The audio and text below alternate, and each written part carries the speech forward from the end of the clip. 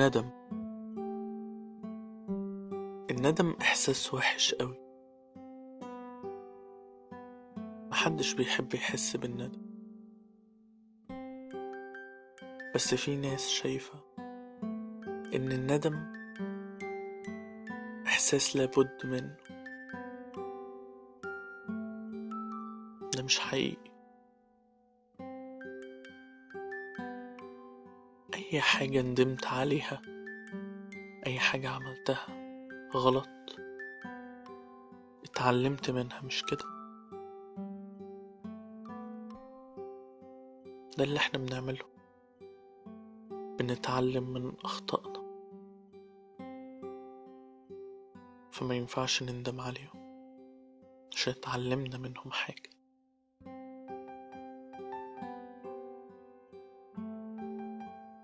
ساعات بتتمنى ان انت يكون عندك آلة زمن عشان توصل للوقت اللي نفسك تغيره.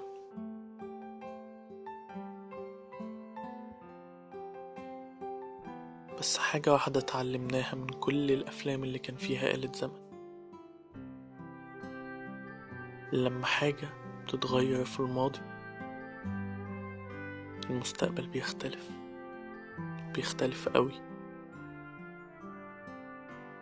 وغالبا بيكون للأوحش. عشان كده اتأكد ان كل حاجة حصلت لك في حياتك، كل حاجة بتحس بالندم عليها، ما تحسش، ما تندمش عليها. يمكن لو ما كانتش حصلت الحاجة دي، ما كنتش بقيت في المكان اللي انت فيه دلوقتي. يمكن ما كنتش تعرف ناس معينين غيروا في حياتك.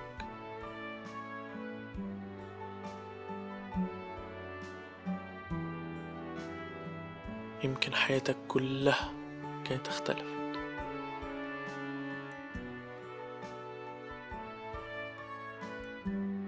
فتأكد ان كل حاجة بتحصل لك، حلوة او وحشة، هي دي اللي بتحدد مستقبلك. ولو انت انسان كويس، تأكد ان مستقبلك هيكون كويس، حتى لو ما حسيتش بيها دلوقتي، هتحس بيها بعدين. انسوا الندم، انسوا يعني ايه كلمة ندم. صدقوني، لو شلتوا الكلمة دي من حياتكم، هتحسوا بسعادة، وتحسوا ان كل اللي جاي احسن.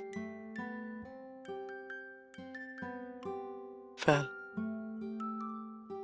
اللي جاي احسن.